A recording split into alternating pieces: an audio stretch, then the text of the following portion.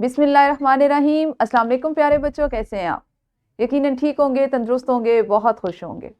آپ جانتے ہیں ہم پڑھ رہے ہیں اردو اور جماعت ہے ہماری سوئم، اور اس میں آج ہم جو کام کریں گے وہ کیا ہے؟ وہ میں آپ کو بتاؤں گی کہ آپ کی کتاب میں جو دوسرا جائزہ دیا گیا ہے اس کو آپ نے کس طرح سے کرنا ہے، کیسے آپ نے اس کی تیاری کرنی ہے، اور آپ کی جو معلمہ ہے وہ آپ کا جائزہ اس کی جانچ کیسے کریں گے۔ ٹھیک ہے جی؟ آپ کی کتاب میں آپ نے دیکھا سب سے پہلے ہے سننا بولنا۔ تو ہمارا جو سوال نمبر 1 ہے وہ ہے درج ذیل سوالات کے زبانی جوابات نے جو مختلف اسباق میں سے جو آپ نے اب تک پڑھ لیے، سبق نمبر 5 سے 8 تک وہاں سے لیے گئے، آپ نے ان کے زبانی جواب دینے ہیں اور اسی طرح تیاری کرنی ہے۔ اس کے بعد ہے پڑھنا بولنا، اور سوال نمبر 2 ہے کہ کچھ اشعار آپ کو دیے گئے جن کو آپ نے درست تلفظ، لے اور آہنگ سے پڑھنا ہے۔ اب آپ کو ان تینوں چیزوں سے اسی طرح سے پڑھیں گے، پڑھ کے اپنی معلمہ کو سنائیں گے تو آپ کو اچھے نمبر ملیں گے۔ ہمارے جائزے کا تیسرا حصہ ہے لکھنا، اور اس کا سوال نمبر 3 ہے مناسب الفاظ لگا کر خالی جگہ پر کریں۔ اور جیسا کہ آپ سب دیکھ رہے ہیں اس میں بھی جو جملے دیے گئے ہیں تکمیل کے لیے وہ مختلف اسباق سے لیے گئے ہیں، یا اس میں سے جو اس کا ایک متن ہے اس میں سے جو اس کا مفہوم بنتا ہے اس سے لیے گئے ہیں۔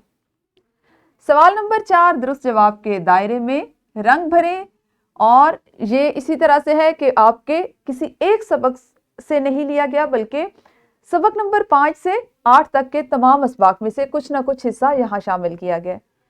ہمارا 5واں سوال درج ذیل سوالات کے مختصر جوابات دیں، اور آپ نے ان کے جوابات لکھنے ہیں کیونکہ یہ ہمارے لکھنے کی ذیل میں آتا ہے۔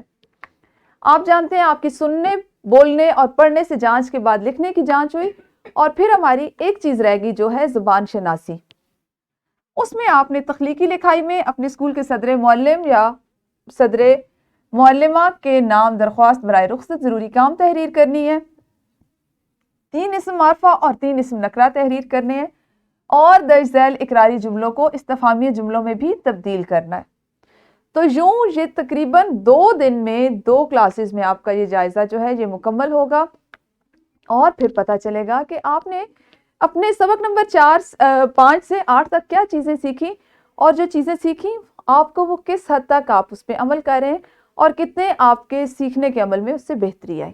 ٹھیک ہے جی؟ تو انشاءاللہ ہم اپنے اگلے سبق یعنی سبق نمبر 9 کے ساتھ کل پھر ملیں گے۔ آپ سب نے اپنا بہت خیال رکھنا ہے۔ اللہ حافظ، شکریہ۔